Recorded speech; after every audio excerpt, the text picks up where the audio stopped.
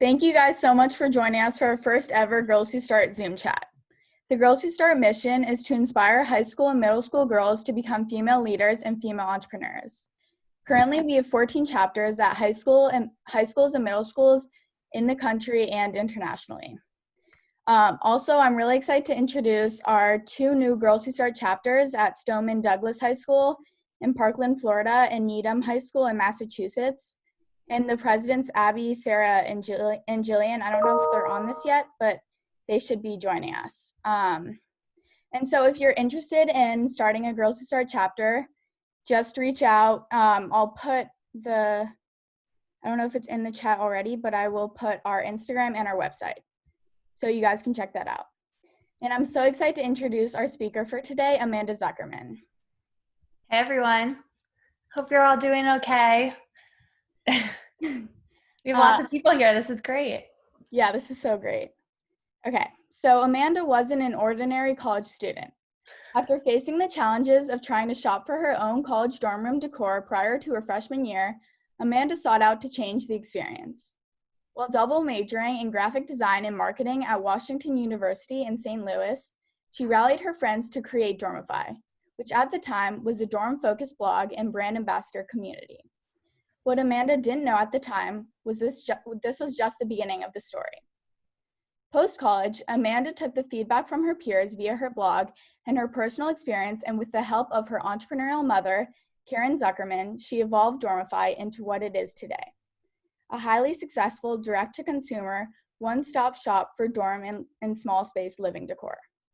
Amanda was named one of Forbes 30 Under 30 in 2018, and since officially launching in 2013, Dormify has become a multi-million-dollar success with triple-digit yearly revenue growth. Amanda and Dormify.com are headquartered in Manhattan, New York. So we're so excited to have Amanda here with us today. I'm going to ask Amanda a couple questions, and then we will open it up for a Q&A. And for the Q&A, just leave your questions in the chat and I'll read them out loud for everyone to hear. And so when we get there, everyone can just leave their questions there. So Amanda, thank you so much for joining us. My first question is, how did you come up with the idea for Dormify? The age-old question.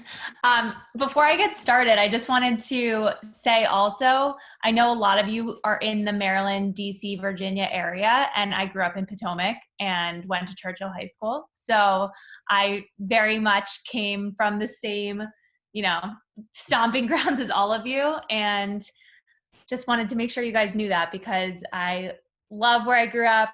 I wouldn't trade it for the world, but I am one of you guys. I'm not like separate from you. So to tell you more about how we got Dormify started, Ariel just gave a great background, but essentially a few different things happened.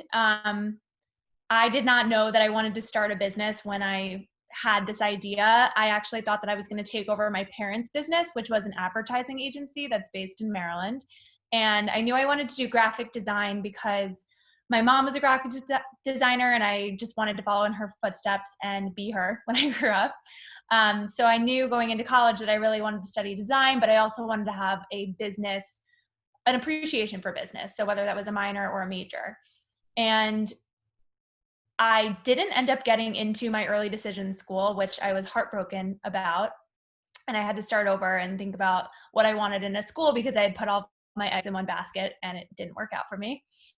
So then I went to visit WashU in St. Louis, where I ended up going to school. And I was really inspired by these student-run businesses that were on campus. So something really unique to WashU is that students, when they're sophomores, can actually buy into certain businesses that are run where the freshmen and sophomores live. So anything from moving and storage to a candy shop to t-shirt printing, rentals for bikes and fridges and things like that. And I thought it was so cool that as a student, you could actually buy and run a business and then sell it for actual money when you graduated as a senior. So really loved that. And then when I was shopping for my freshman dorm room, I was in Bed Bath & Beyond with my mom. I was a camp counselor that summer, and I had one day to decorate my dorm room because I was at camp all summer. And we were standing there and couldn't believe how there was no selection of twin XL bedding, which was required for college. And no one was really thinking about an 18-year-old or a 17-year-old and what they really need for their first home away from home. So the combination of not finding the right twin XL bedding, not having one place to go that had everything that you needed specific to a college dorm room, and then this lack of guidance that I felt. I'm the oldest in my family. I have two younger siblings, and I didn't have like an older sister to show me the ropes of what you need when you go to school or what to expect or how to manage all of your stress and emotions. So I really wanted to couple all of those challenges that I faced and create a line of bedding first and foremost, but really a one-stop shop and a brand that was completely dedicated to college students.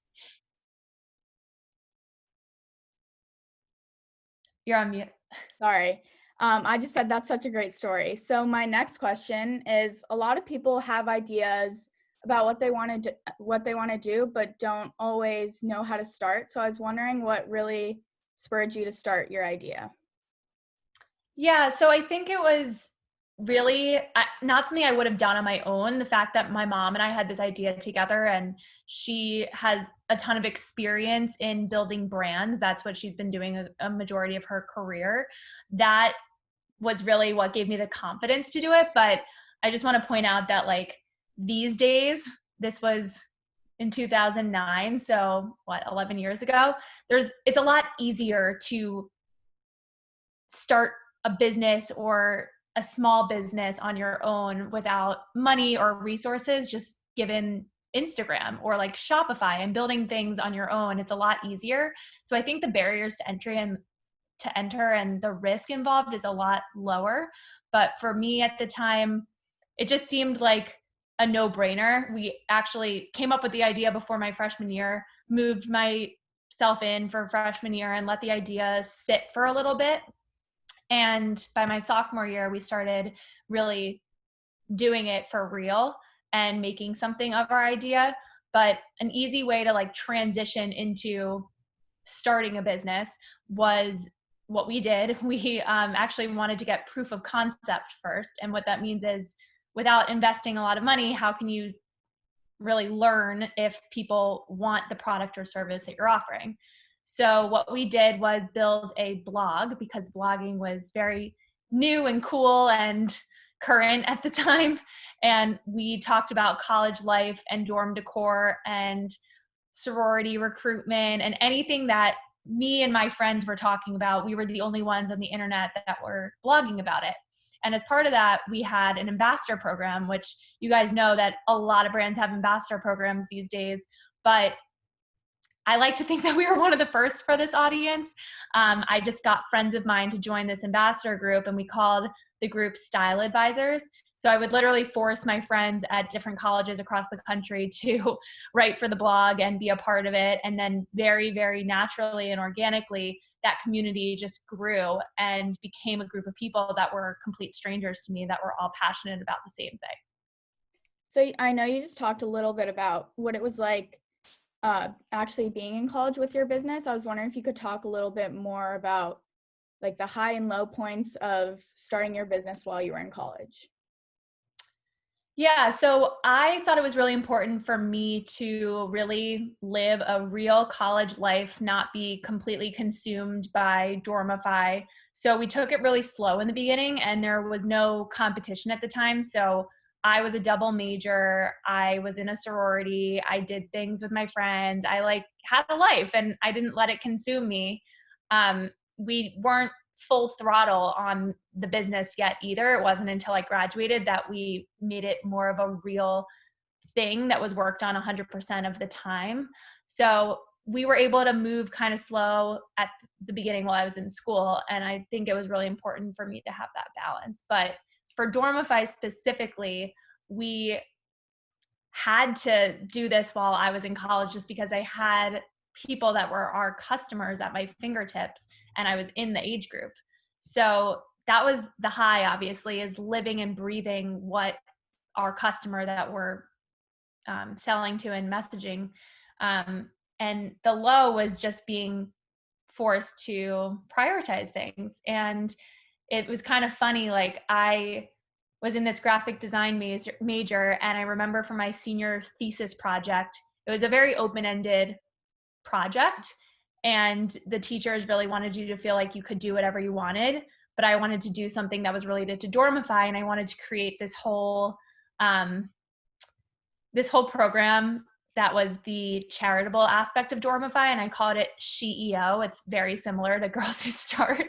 And I wanted like a whole tour that traveled all over the country to different high schools and colleges to really empower women to do what they want and become business leaders. So I had a hard time pulling that off and like letting them allow me to do something like that because I wanted to create a website and all these things, and my school is pretty antiquated, so I had to create a book. And it's just funny thinking that I had to balance between this business that I wanted to really pursue, but then also like fit what I was doing into my coursework and find a way to do both and mesh them together.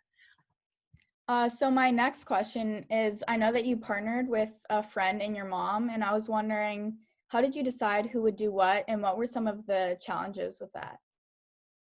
Yeah, so I think what's funny to look back on is if I were to do it again, I might do it differently. So to start, when we originally began and started bringing people onto the team, we needed to grow this idea with people who could do everything. So we were looking for the generalists, the go-getters, the jacks of all trade that could kind of come in and tackle anything that was thrown at them. And I think that's still really important when you're at the beginning stages of starting anything, is a person who you can trust, that you can trust to have your back, and who is going to think creatively and critically and be just like a problem solver for whatever thing, regardless of if they're a creative person, a math person, or whatever it may be. So that was what we did at the very beginning. I think just a couple steps after that, it's important to really think about adding people to the team that really complement you. So me and the friend that started the business together, she's still a part of the team, we're very, very similar. So we were doing so many things together, and I wish that we were less similar, but I wouldn't have changed having her on the team, of course. So I think it was just important as the next person to come in, that person needs to be more complementary to your skills and do things that you're not able to do, or do better than what you're able to do. That's really interesting to think about. And so following up on that, I know that American Eagle Outfitters invested in your company, and I was wondering about, like, how was the process of raising money for that? Are you guys fans of American Eagle and Aerie? I love Aerie. So the way that came about was actually kind of interesting and not focused on fundraising at first. So we worked with Aerie actually about 4 or 5 years ago, and they were trying to experiment with the home category and just bring an assortment of decorative items onto their site and in their stores, but they didn't want to create it themselves. They were trying to minimize the risks, and they wanted to buy it from someone who was really good at designing home decor. So we got in touch with them through a connection. Actually, one of the founding members of the team, who I was just talking about, her name is Stephanie, and she actually also went to Churchill. She's a few years older than me though, and she's quarantining in Potomac right now. So she had a friend at Aerie that worked in like the trend forecasting part of the business, and the two of them just made this happen. And we sold product at one Aerie store and online, and that relationship actually just kept growing and shifting. So we moved the home selection into American Eagle apartment, and we created a few exclusive styles for them. We sold products that we sell on our site to them as well. So we had this product relationship for a long time. And then they came to us to talk in a more strategic way about fundraise, well, really about like wanting to buy the business, to be honest. And we weren't ready to sell the business. So we talked about the round of capital that we were raising at the time, and they came into the ring to really evaluate the opportunity. And it was a really great partnership. They've been awesome to work with. That's great. And then also more on how Urban Outfitters, not Urban Outfitters, American Eagle Outfitters reached out to you guys and you guys communicated with them. How do Dormify customers find you and find how to like reach out to you? How do they find our brand? Yeah. So I would say most people right now, I think you guys could all agree, discover the brand through Instagram or through a friend. So it's pretty equal, like, and clear that those two sources are how a majority of people find us, whether it's through an ad on Instagram or being tagged in a comment on our feed or on the Explore page. People are discovering us that way, or even just on Google. We have really strong SEO, which puts us at the top of the ranking on Google. But a lot of people just honestly pass along the name because they had a great experience. And something as simple as when you guys see older friends of yours that are going off to college or who are upperclassmen, if they tag Dormify in their feed and that's how you discover us, that's through a friend. But those are really the ways that people find us right now. We open pop-up shops in some of our most popular cities, and people discover us through the stores as well. So Amanda, you're the chief brand officer now. I was wondering how you spend your time every day. Like what's a daily day look like for you in work? Cliche answer, every day is different. But it really varies. Being in charge of brand, it really manifests itself in so many different ways, but I really like run the business, and sometimes that can be fun and glamorous and other times it's not. So the glamorous things are when I get to do things like this and talk to all of you guys and travel to different schools and talk to students there or get interviewed for something fun.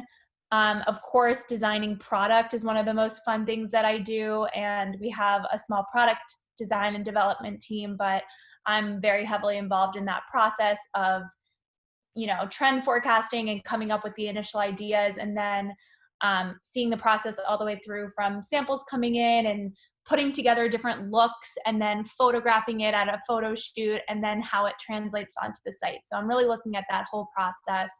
I'm also a major part of the marketing team and making sure that we're approaching anything that we do under the umbrella of marketing in a really thoughtful and a brand focused way. But I do a lot of unglamorous things too, like figure out how much a product should cost and how much should we charge for shipping and some of the things that happen when you're working with a financial model. And so you're also designing a lot of your own products now. I was wondering if you had any favorites or anything like that. Of course. Well, also disclaimer that we have a new collection that's launching on the 29th next week that I'm really, really excited for y'all to see.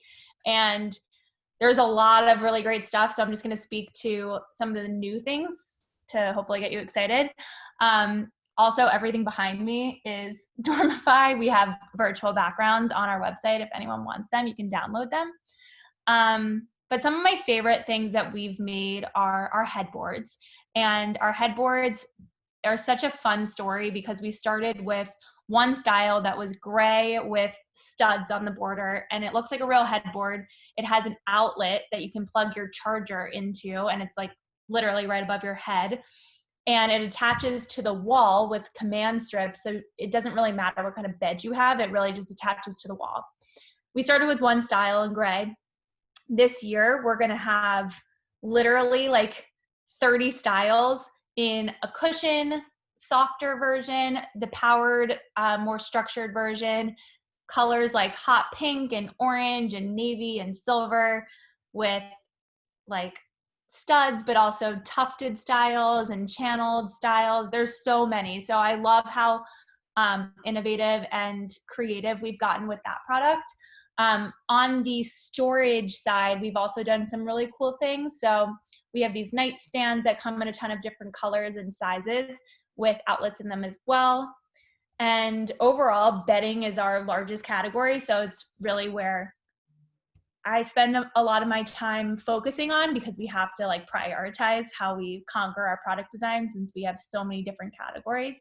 But bedding is really fun, just really starting in the process of getting fabric samples and thinking about different textures that we want to do, dyeing the fabric, coming up with that whole assortment. So the beddings that's coming in is unbelievable. Lots of tie-dye and really, really soft textures. So I think you guys are going to love it. Those sound great.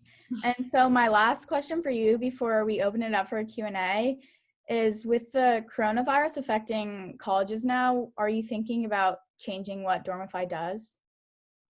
So great question.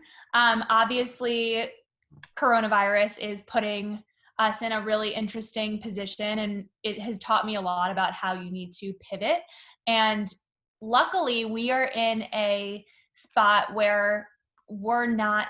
So a couple of things. Right now, everyone is staying home and hanging out in their rooms. So we've seen some really great performance on our site because of that. And people just want to be comfy and invest more in their home space right now, whether you're a teen decorating your bedroom at home and you're in middle school, or if you're going to college, or if you're out of college. So it actually kind of expands our audience in a more clear way, so that we always think about ourselves as not being specific to college, and we have people shop with us that are younger and older. But I think coronavirus has even expanded that further and made it seem a lot more digestible for other audiences. But with college specifically, we're staying close to what the schools are announcing and figuring out how we can be prepared for any scenario. We're not going to change what we're doing because we feel very confident that campus life is going to resume, whether it's delayed or not.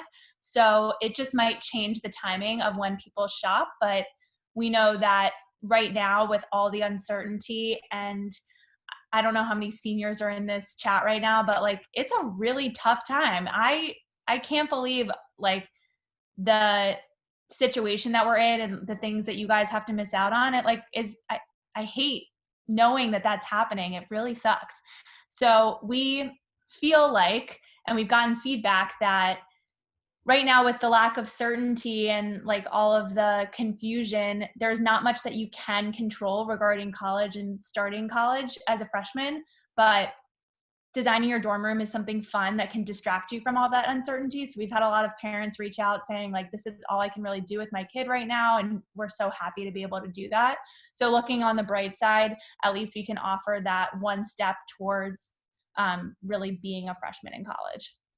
Yeah, that's really interesting to think about, especially because obviously it's really relevant now. How many seniors are in this group, just out of curiosity? If you raise your hand. I'm a senior. It's all going to be okay, everyone. I promise. It's going to happen at some point. It might not be when we expected it, but it's going to be great as soon as it does. And I think we all just have to be hopeful. Thank you so much, Amanda. So I'm going to open it up for some questions now, and we probably won't be able to get to everyone's questions, but we will try our best. And also, just a heads up, we are recording this, just so you guys know. Okay, so you guys can leave your questions in the chat box, and I'll read them out loud for Amanda. And feel free to ask whatever you want. I'm an open book, and no question is a dumb question. So Vera asked, how do you stay ahead of the competition? Great question. So we feel that we stay ahead of the competition by speaking to you guys and really talking to our customers about what they want, and not waiting for a random trend forecast to be sent to a mass retailer. We feel that the most important part of our design process is getting feedback from our audience, talking to our Instagram followers 24/7 to even ask questions as we're designing, because it's most important that we're ahead of the trends, just like the question was phrased. So I think it's through talking to our customers and thinking outside the box, and not just copying what other people are doing, but seeing trends on Visco and on Instagram, and being able to bring those to life in a bigger way, even if it's something that one of our ambassadors just like thought up in their dorm room. So Caroline asked, what was your biggest setback while starting Dormify, and how did you overcome it? At the beginning, two big setbacks happened specific to Dormify. I think a general kind of reflection that would be interesting to hear about is, one, when you're starting something and like the opportunities and the ideas are endless, it's really important to choose a focus and be able to prioritize your ideas. So, when we started, there were so many people that came to us, and of course we wanted to get feedback from as many people as possible, but there was always the commentary around, you should start bunkify for camp and babyify for babies and apartmentify for apartments. And we were like 4 or 5 people, and we're like, wait, we need to do what we intended to do first. So a really good learning experience for us was, we did that at first and we focused on college, but then we loosened the reins a little bit and we launched an apartment campaign, really geared towards post-grad. So we wanted to make sure that people knew once they graduated college, they could still shop with us. And that took our eye off the ball, which was really focusing on college and the opportunities within the college audience. We weren't really hitting upperclassmen, and we were going after the next age group. So it was a good lesson to think about, like, not veering too far outside of our bullseye. So that's one setback, is being able to prioritize your big ideas, because you're going to have a lot of them. The second one would be just specific to Dormify. We wanted to create our own product from the very beginning, not just be a marketplace that sold things from other brands. So that required us to work with manufacturers overseas to create bedding products in the very beginning. And when you create linens and textiles overseas, you can't just get like 100 comforters and be done with it. You have to purchase a minimum amount of fabric.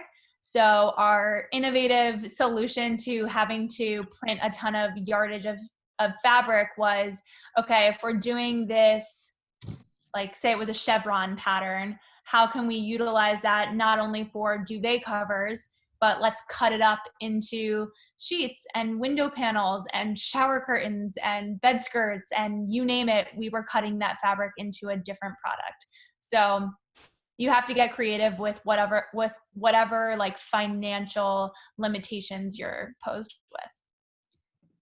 So the next question, Alil, I'm really sorry if I pronounced that wrong, but Alil asked, if I would like to know what has been the biggest obstacle for you and your company, and how did you overcome it? And also, what role do you think social media has played in the success of your business? Okay, so the question is the biggest obstacle, and then social media. So the biggest obstacle, let's see, there's a lot of obstacles. I mean, I'm trying to focus on one that will be most interesting to hear about. Obstacles include, like, not having money to spend on marketing. So when we first started, we couldn't just run Facebook ads in the way that we do now, or Instagram ads. We had to get creative, having like a $0 marketing budget. And that's where a couple of things came into play. We created this ambassador program to really serve as our eyes and ears on the ground at different college campuses to help spread the word, so that we had people talking about Dormify when we launched. At the time that we launched, there also was no Instagram, which is so crazy to think about now, because our brand has completely grown based off of Instagram. And we really relied on landing meetings with editors at different magazines. So Teen Vogue and 17 and Cosmo were all places that we had all of our attention set on, and we would do anything that we could to get a desk side appointment, which at the time meant like literally like a meeting with an editor where you have to sit on the side of their desk and you're in and out in like 15 minutes. So we did land some of those back to school stories when we first started, just due to connections and networking that we were able to take advantage of. And then we also did trunk shows at people's homes to help spread the word too. So those are 3 great examples of how we had to, take the challenge of not having any money to spend on marketing, and we did something big with them. The trunk show program is something that we continued to do for many years. I would pack up a car that I rented in New York, and I would put all of our product that I could stuff in and go to every single suburban town in the tri-state New York area. And I came down to Maryland a few times. I went to Florida a couple times, just to bring the product to people and really like cater to them and be of service to them. And we would set up air mattresses in a whole room in their basements, and we'd have a shopping party. It worked. So Mackenzie asked, do you prefer the design or communication side of Dormify? The design or the communication side, I think that they are, if you say, by communication, I assume you mean like the messaging and like the voice, but I think that they're one and the same. I think design just personally is really important to me, and I take everything very seriously, from how our homepage looks to what an individual email that we send out looks like, and of course what our products look like. So design is really, really important, but I think the brand voice that we put out is probably even more important in some ways. We want to be a voice, we want our voice to sound very relatable, like we're, your cool older sister that you're not afraid to talk to. And it's been something that has made us who we are today. We really see ourselves, especially on social media, not as a brand that's talking to you. Like we want to be like your friendly influencer that you look up to in a way. So I think both are very important for different reasons, but also for the same reason. So the next question, Aleka asked, how do you decide what to price your items? How do you decide what to price your items? So being in this back to school shopping sort of industry, it's really important that we stay competitive with others out there. So we really look at what other brands or stores are doing as far as pricing for items that we sell similar to them. So for example, sheet sets. We can't sell sheets that are way more expensive than what Target's selling or what Urban Outfitters is selling. We have to be competitive. And it's a combination of what the product costs to make and get from point A, from the factory, to point B, which is the customer, and taking in like what we're making off of a product, of course, into the equation. It's a balance between the margins that we're receiving, which is what I just explained, and being competitive. For the items that we create that you can't find anywhere else, so some of our headboards, a lot of our bedding designs, we have a little bit more wiggle room to set our pricing just because they're novel products that you can't find elsewhere. But overall, we try to be competitive with other places that you could choose to shop at. Sydney asked, can you talk more about your experience running the business at WashU and other activities? And Sydney is thinking of attending next year. Sydney, it's the best decision you could ever make. I'm obsessed with WashU. It's the best school. But I think my experience there was really amazing, but also important to running the business. I really learned how to manage my time, which is something that was definitely learned in my high school years too. I was actually a competitive cheerleader, and I would travel all over the country and have no time to do anything else. So I think what I learned about that experience is I am someone that wants to make everything work. It's just all about how you manage your time. And I'm very much like a yes person. I try to do as much as I can. I think it's totally doable to run a small business or even a not small business while you're doing school too, just about how you manage your time. But it's all achievable. And so many young people like you guys are doing side hustles now. So feels like it's pretty normal and everyone can get it done. But yeah. So Elsa asked, how do you gain a following and keep that following for your business, as well as getting people to check out your website? So content is really, really important to us. I meant to touch on it earlier, but I think that's another part of what Dormify is that really sets us apart. If you guys follow on Instagram, and I hope that you do, we take content very seriously, and we don't want to only talk about decor and how to style a bed or your walls. We want to talk about other things that are relevant to you guys, our audience. So if you guys are interested in different recipes that you can make at home when you're stuck at home, then we're going to share recipes.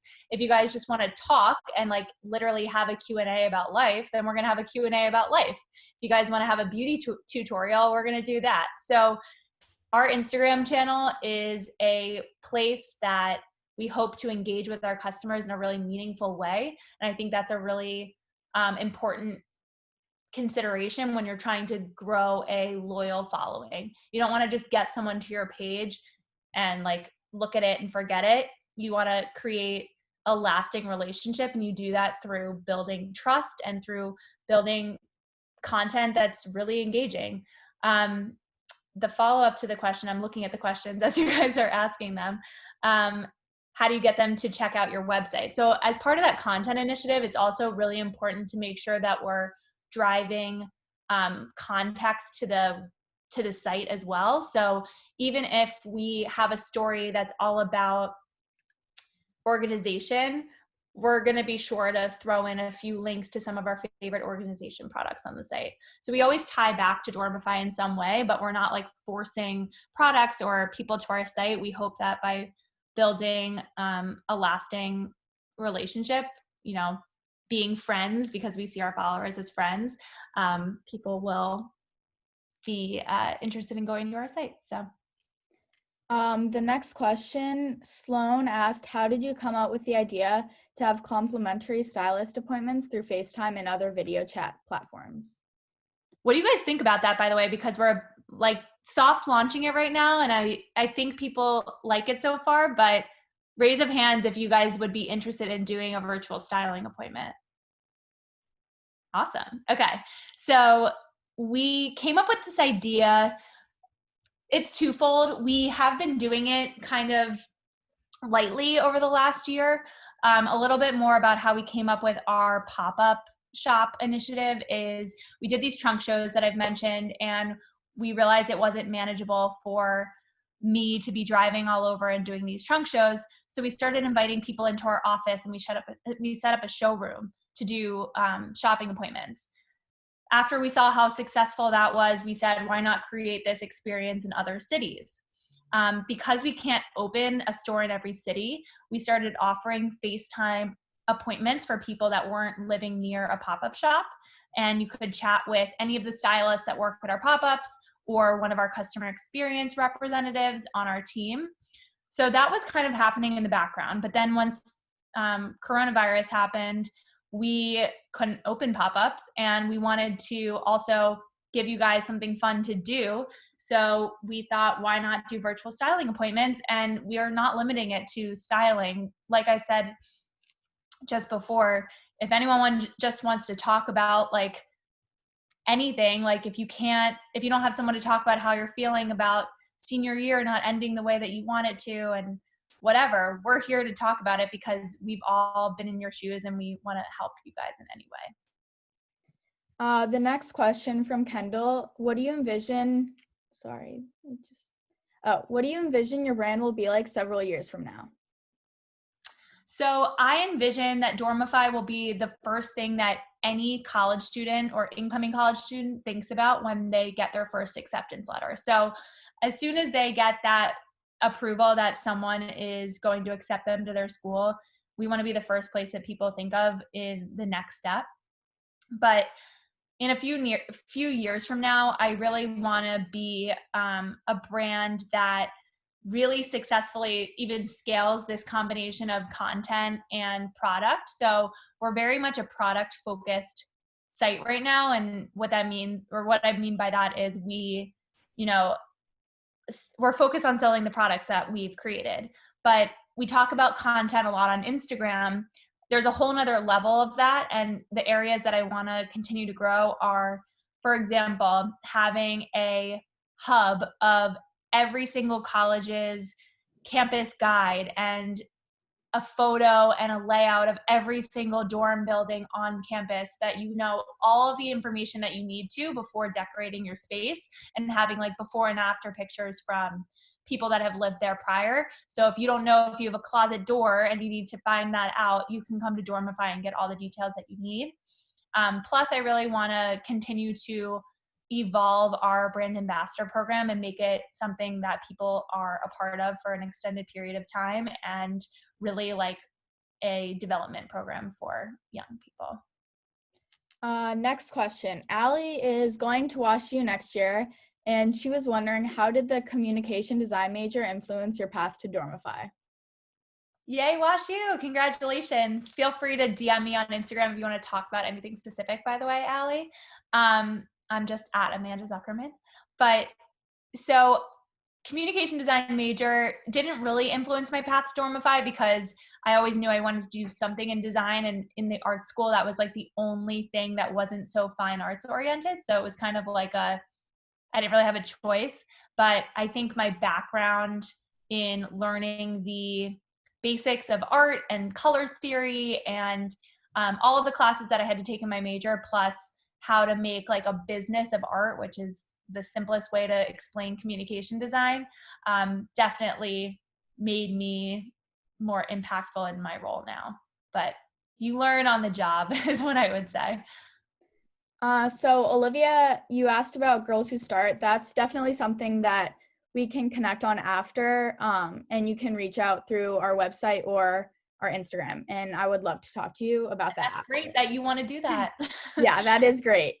And we're definitely excited about that. So Eliza, what is the role of ambassadors for Dormify? Yeah, so we are actually in the process of changing up our ambassador program a little bit, but right now the way that it works is you get to join our ambassador program and really help share Dormify with your friends. So you'll offer a 20% off discount code to your friends, and then when that person makes an order, you get a $20 credit to Dormify. So the more people that you refer to us, the more people that the more money you'll get to spend on your own Dormify products. And then you also just get like an inside look at what happens behind the scenes. We do dorm room takeovers with our ambassadors, who will come onto our Instagram and show off their dorm rooms. They get to be a part of our product design process and really weigh in on the things that they like and don't like. And we really take that feedback to heart. So there's a lot of different things. And if you're interested in joining, just go onto our site and you'll see a link at the bottom that says Join Dormifam. That's what it's called. Lainey asked, how did you decide which products to create when you first started Dormify? Great question, actually, because I didn't clarify this. So originally, we wanted to create bedding because that was the hole in the market that I wanted to solve for, which was twin XL stylish bedding. Before we were able to do that, though, we needed to, again, get this proof of concept and do something that was low risk and not expensive. So the first product line that we created and sold was a line of posters for your wall. And we created every single letter of the alphabet. So each letter was designed in a really cool way. And we offered it in many different colors. So you could put your initials on your wall, or PSU for Penn State. And we sold those because they were printed on demand. So we didn't have to pay for any inventory up front. We just made the products when people ordered them. So we started with the alphabet posters. Candela asked, do you have any Dormify stores? Right now, our stores are closed, but we do have a store in the Chicago area, right outside of downtown Chicago, near the North Shore, that has been open since May, and it's the only store that has been open outside of the summer months.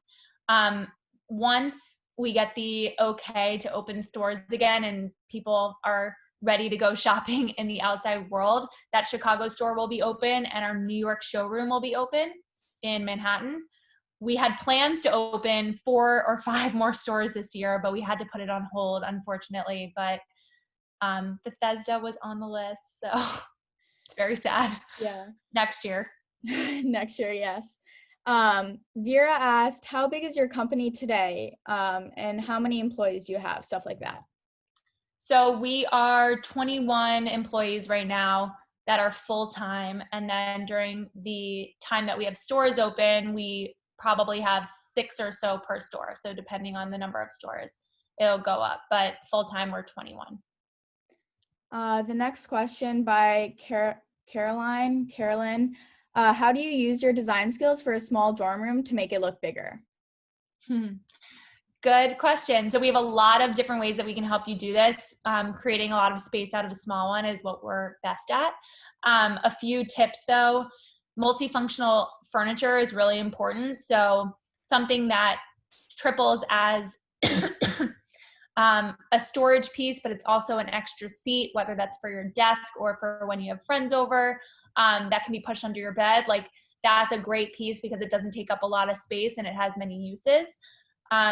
The products that we sell, like the headboards and the nightstands that have charging capabilities, also just makes for a less clutter-filled room. And I think also like adding mirrors also makes your room feel bigger. So we encourage people to put like their floor length mirror somewhere. There's a lot of things that you can do, even starting with how you arrange the furniture. So that's the first recommendation that we make for people when they see their dorm room for the first time. Don't just take it as it is because it comes with a desk and a dresser and a bed. Think about how you could rearrange the furniture to make a lot more space. I know in my first dorm room, it came with 2 beds like this, and we turned them to make an L shape. And then we lofted the beds up and put dressers underneath just to create extra space. Eliza asked, have you made Dormify products that are specific to different schools? This is a sad question because we have in the past and we loved them. We made wooden signs that say like go blue or whatever, Wisco, whatever you want it to say. And we had to unfortunately stop making them just because we don't have licensing to all of the different universities. And also it was a little bit hard because we couldn't offer products for every single school. It would just be a really hefty investment to cater to thousands of universities. So what we can do is we have customizable pillows, which are great. They come in different fonts and different colors, but you essentially can take a white pillow, it's a great gift, and choose what you want it to say. If you want to say Go Badgers, you can do that. If you wanted to say Amanda or your initials, you can do that. So no rules when it comes to customization. Alil said, how many steps has Dormify taken to be more eco-friendly? Great question. This is something that we talk to our audience about a decent amount because there's a give and a take with being sustainable and eco-friendly and also offering a great price point. I would love to get to a place where we can offer sustainable products as much as we can. Unfortunately, at our stage and the size of a company that we are at, it would be too expensive, and the products that we're selling would be too expensive to make it worthwhile. So we try to do different things to have some sort of give back strategy and really have some social responsibility. Our packaging that we make, we use recycled materials, but also we try to be creative with our bedding packaging and our sheets packaging so that you're not just tossing away those pieces, you're actually reusing them. So for example, our comforters as of this year come in these really huge oversized tote bags. If you guys know the blue bags that IKEA sells and everyone like carries them around and stores stuff in them, we wanted to do something similar. So we have these big tote bags that say Dormify that the comforters come in. So there's nothing there, it's not trash, you can reuse it, and things like that. So and I believe our last question from Vera said, how or why did you get into retail, and has that been hard to maintain with your online business? So I started to explain how we got into retail, just given the success of our trunk show program and inviting customers to shop at our office. We quickly saw after opening 3 stores in the summer of 2018. Has anyone been, or did anyone go to our Montgomery Mall store that we had open a couple of years ago? Yay. So that was our first time doing stores. I hope you guys loved it, but also it was our first time doing stores. So if you didn't, I understand. We learned very quickly how great of an experience we could offer by giving a real like in-person shopping consultation with a customer. You also get the opportunity to touch and feel product in person. So we wanted to scale this initiative because of the success in creating a great experience, but also just bringing awareness to a region. So we've seen the region of Chicago really take off and grow as an area and a top market for us by having a store there. So just in terms of our overall business strategy, it's been really important to continue building on retail for that reason. It's becoming an inexpensive way to do marketing rather than putting all of our money in Facebook and Instagram ads. It's been hard to manage because managing an online store is a lot easier than managing a team of people working in different stores. But we just brought a head of retail onto our team in the last couple of months. So he is going to be overseeing that. It's definitely hard when you're managing retail amongst other things, but we hit a point where it was a really big priority for us to have someone overseeing that directly. So if there are no more questions, would everyone join me in thanking Amanda for being here today and sharing her journey with us? Thank Any you. other questions? There's one more question. Julietta said, what does a typical virtual style appointment look like? Good question. So a typical virtual styling appointment could really manifest in however you want it to. So it could be just you and a stylist. It can be you and your mom. It can be you and your roommate, you and your sister, whoever you want, whether you are in the same household or not. And what we typically do is get an idea of what you are interested in styling or what you're looking for. So say you're an incoming freshman and you and your roommate want to start from the first step. You want to look at all the different ways that you guys could coordinate together. What are the different color schemes that you could do? So depending on where you're at in the process, some people come in with no idea what they want to buy or what kind of look they're going for, and we'll walk you through the different steps to come up with what style to go for and really just eliminate what you don't like and narrow in on the ones that you do. But we usually start with selecting a color scheme. We'll show you all different ways to style that color. So if I choose light blue, I could do light blue and white. I could do light blue and gray or black or whatever I want. I think you guys probably are familiar with the visualizer tool on our site. If you're not, definitely go check it out. It's super fun to play around with and design your own bed. And that tool makes it really easy to see how things come together in real life, which makes virtual appointments work really well. And then the stylist will really just listen to what you're looking for, make recommendations like a personal shopper would, and then help you check out and place your order and answer any questions that you have. So we have one last question from Sydney. Do you have any competitors? Yeah, so you guys probably are familiar with who they are. The great thing is that we don't have a competitor who is 100% dedicated to college and small space decor like we are. So the biggest competitors, as you can imagine, are Bed Bath & Beyond and Target and Urban Outfitters, but all of them have things that we don't have and we have things that they don't have. So there's different aspects that make us stand out from some of those competitors, but they're usually like, we really look at the big box sort of mass retailers as competitors. Okay, this is going to be our last question from Sahana. What is the biggest piece of advice to stand out from competitors? Hi, Sahana. Biggest piece of advice to stand out from competitors is being authentic and having something. So I think being authentic is really the main message. The way that we do that is by having a voice and having content that's different than what they do. So think about Bed Bath & Beyond. None of you follow Bed Bath & Beyond on Instagram, and Bed Bath & Beyond is not talking about anything that you care about. So I think it's really important to connect with your customer in a really deep way so that you're having a 24/7 dialogue with the people that you're trying to reach. And that's what's been setting us apart from day one. We have a focus group of college students at our disposal that we can talk to and really learn from at all times.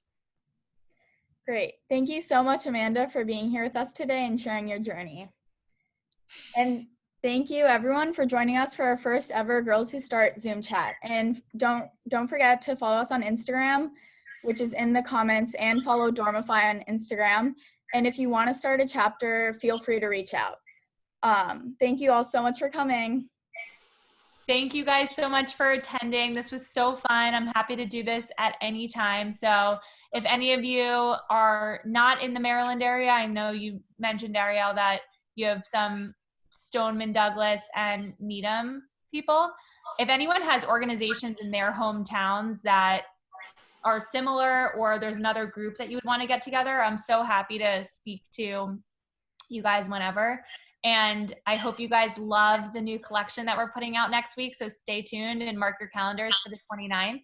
And again, my personal Instagram, I'm happy to give advice or just talk whenever, is Amanda Zuckerman. So feel free to DM me. Thank you, Amanda. Bye, everyone. Thanks for coming. Thank you. Thank you so much.